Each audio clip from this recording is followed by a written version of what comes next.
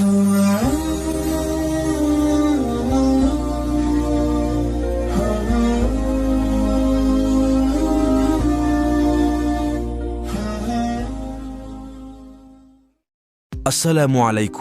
warahmatullahi wabarakatuh. Bismillahirrahmanirrahim. Para pemirsa kisah ulama dimanapun saat ini berada yang dirahmati Allah. Pada video ini akan dikisahkan awal mula berdirinya Masjidil Aqsa di Yerusalem dan siapakah orang pertama yang membangunnya. Bagaimana kisah lengkapnya? Mari kita simak kisah ulama berikut ini.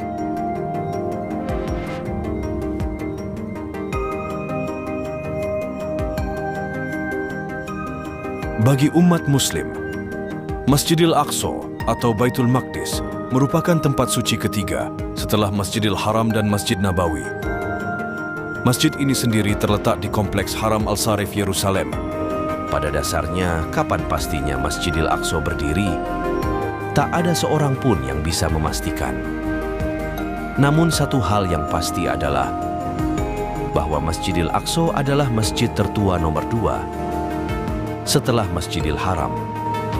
Sahabat Abu Dzar pernah bertanya kepada Rasulullah, "Wahai Rasulullah, masjid manakah yang pertama kali didirikan?" Rasul menjawab, "Masjidil Haram." Lalu Abu Dzar bertanya lagi, "Kemudian setelah itu masjid apa?" Rasul menjawab lagi, "Masjid Baitul Maqdis." Abu Dzar bertanya lagi, "Selang berapa tahunkah mereka dibangun?" Rasul menjawab, 40 tahun. Dari keterangan hadis di atas dapat disimpulkan bahwa Masjidil Aqsa merupakan masjid yang sudah didirikan dan sudah ada sejak lama. Bahkan sebelum Rasulullah diutus sebagai Nabi dan Rasul. Mengenai siapa orang pertama yang membangun Masjidil Aqsa, ada dua pendapat berbeda. Pendapat pertama dari sebagian ulama ahli tafsir dan sebagian ahli sejarah mengatakan, sosok pertama yang mendirikan Masjidil Aqsa adalah para malaikat, berdasarkan sumber dari beberapa kitab tafsir. Pendapat kedua berasal dari jumhur ulama ahli tafsir yang sahih mengatakan bahwa orang pertama yang membangun Masjidil Aqsa adalah Nabi Adam, berdasarkan wahyu yang diberikan oleh Allah. Selanjutnya di masa Nabi Ibrahim, sekitar tahun 2000 sebelum Masehi, beliaulah yang merenovasi dan meninggikan bangunan Masjidil Aqsa. Setelah itu, Nabi Yakub juga melakukan perbaikan pada bangunan Masjidil Aqsa. Di masa Nabi Daud, masjid ini kembali dibangun. Dan Nabi Sulaimanlah yang kemudian membangun Masjidil Aqsa menjadi lebih besar, luas, dan indah. Hal ini sesuai dengan sabda Rasulullah.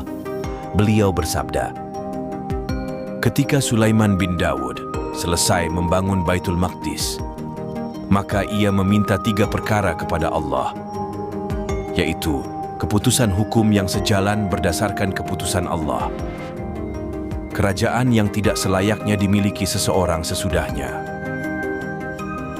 dan agar masjid ini tidak didatangi seseorang yang tidak menginginkan selain sholat di dalamnya, melainkan ia keluar dari dosa-dosanya seperti hari ia dilahirkan ibunya." Kedua perkara yang pertama telah diberikan kepada Sulaiman, dan aku berharap ia juga diberikan yang ketiga.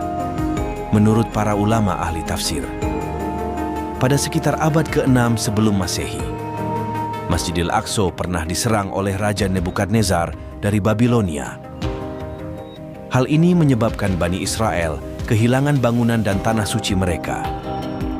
Akan tetapi ratusan tahun setelah itu, yaitu saat masa mendekati kelahiran Nabi Isa, Raja Herodus datang ke kota suci Yerusalem guna membangun kembali Masjidil Aqsa dengan sangat megah mengikuti rancangan dari Nabi Sulaiman. Pada tahun 70 Masehi, Masjidil Aqsa kembali dihancurkan oleh Kaisar Titus dari Romawi. di mana ia datang sendiri ke Yerusalem untuk menghukum orang-orang Yahudi. Raja Titus juga memerintahkan agar reruntuhan Masjidil Aqsa diubah menjadi ladang. Akhirnya, keberadaan Masjidil Aqsa menjadi terbengkalai. Barulah pada masa kekhalifahan Umar bin Khattab, Baitul Maqdis berhasil dikuasai oleh umat Islam.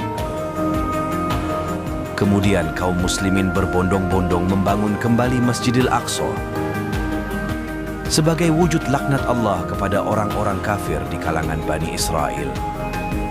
Pada tahun 705 Masehi, pembangunan Masjidil Aqsa kemudian dilanjutkan kembali oleh Khalifah Abdul Malik dari Bani Umayyah, lalu diselesaikan oleh putranya yaitu Al-Walid. Bertahun-tahun setelahnya, Masjidil Aqsa terus mengalami perbaikan serta penambahan akibat gempa maupun perang. Demikianlah sedikit uraian kisah ulama kali ini. Semoga dapat menambah wawasan serta keimanan kita.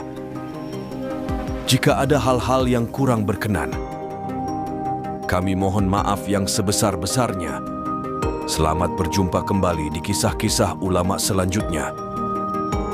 Wassalamualaikum warahmatullahi wabarakatuh.